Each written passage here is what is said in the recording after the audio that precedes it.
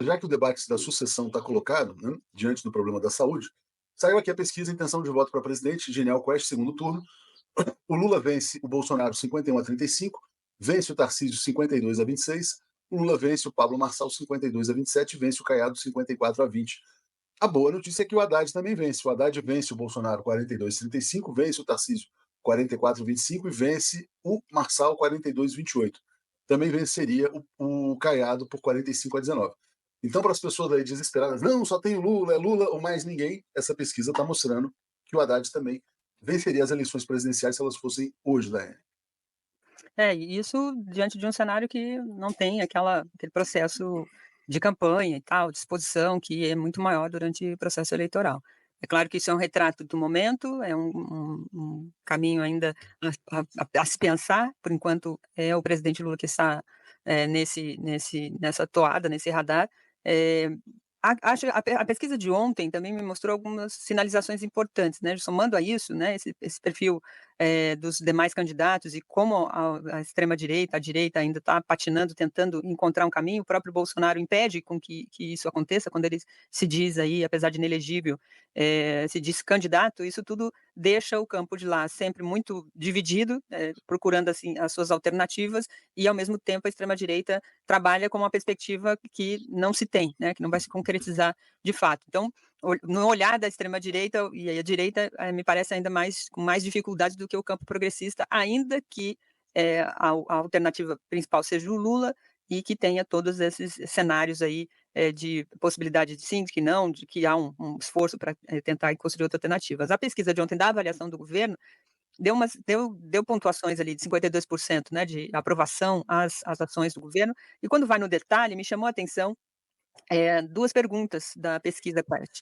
A primeira era das pessoas apontarem 2 acertos do governo Lula e na pergunta seguinte os 2 erros, daquilo que considerava os 2 erros. Nas acertos, os pontos mais altos ali, a aprovação maior era ligada ao Bolsa Família, aos programas sociais do governo, que tem uma memória também já, eleitoral, que foi reforçada com as ações do governo neste momento. Mas ela fica na faixa dos 5%, 2%, 1%.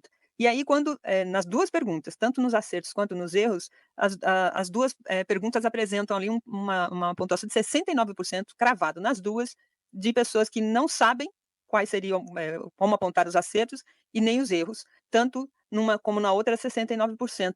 Ou seja, tem de fato um problema nessa questão da comunicação, né, do que é, forte no governo, do que isso tem representado diretamente na mesa das pessoas. Quando se acrescenta ali na pesquisa os erros, 3 ou 4 pontuações das mais altas, também nessa variação de 5, 2%, aponta-se a questão do aumento dos alimentos e inflação, isso separada em 2 itens lá da pesquisa. E quando vai para aquilo que é o maior problema, apontado ali pela pesquisa Quest, a economia, apesar dos dados do desemprego reduzindo, a série de investimentos que o Brasil tem trazido para o Brasil, ainda assim, com todos esses pontos, é a economia o que tem apertado. Então, é de fato um traço ali que eu, olhando a pesquisa inteira, jogaria o resto fora diante dessas 2 questões e como essas 2 questões são vistas aí pelos entrevistados, né. Acho que ali está a chave de uma série de questões que a gente tem apontado aqui também, os nossos internautas têm falado, que é a comunicação. Bom, vamos então trazer mais um detalhe da pesquisa aqui, só rapidinho, passando pelos comentários. Fernando, o problema é o hospital, já vi esse filme. Não, o Júlio Beraldi, que paralisia de pacote no ombro dos idosos e pobres. Daniela de Santos, Requião definiu bem o rentismo vergonhoso, capital vadio. João Cortez, os abutres não deixam a volta da produção. O Augusto mandando um bom dia geral. Júlio Beraldi, Galípolo é um embuste, também está dizendo o mesmo do Haddad. Fabiano Reis, uai, não era o 247 que estava quase soltando foguetes com a indicação do Galípolo? Eu acho que ele ainda vai surpreender muito positivo, não é nem surpreender, acho que ele vai ter uma gestão muito positiva. João Cortez está dizendo assim que Gonê e Galípolo estão decepcionando, o Augusto está apoiando aqui, e o Paulo o Tomás fala: sistema financeiro é a globalização como farsa, do Milton Santos, e mantém a colonização pelo imperialismo. Né? O Rick fala que vota em Lula ou em quem ele indicar. E aí, Aquiles, olha só, a pesquisa diz assim: ó, para você, Lula deveria se candidatar à reeleição? 52% acham que não, 45% acham que sim. Tinha até um comentário que correu aqui, e alguém falou: ah, não acredito nessa pesquisa. Essa pesquisa é para as pessoas acharem que o Lula é dispensável, né? Mas tá aí, tem uma divisão sobre se o Lula deve ou não ser candidato. E também o fato do Haddad estar vencendo aí nos cenários. Diga lá, Aquiles. A maior parte aí acha que o Lula não deve ser candidato, mas a maior parte acha que o Lula vai vencer em todos os cenários, né. Então, o candidato é o Lula, a meu ver. e ele é um candidato mais forte do que todos os outros, do campo progressista e da oposição. Esse é o cenário com o qual a gente tem. A gente, às vezes, né, por preocupação, por cuidado com a vida do presidente Lula, da pessoa do Luiz Inácio, que, além de ser presidente, já fez muito por esse país e ainda pode fazer mais, surgem essas possibilidades, né? Agora, a meu ver, o candidato claramente é o presidente Lula, candidato à reeleição.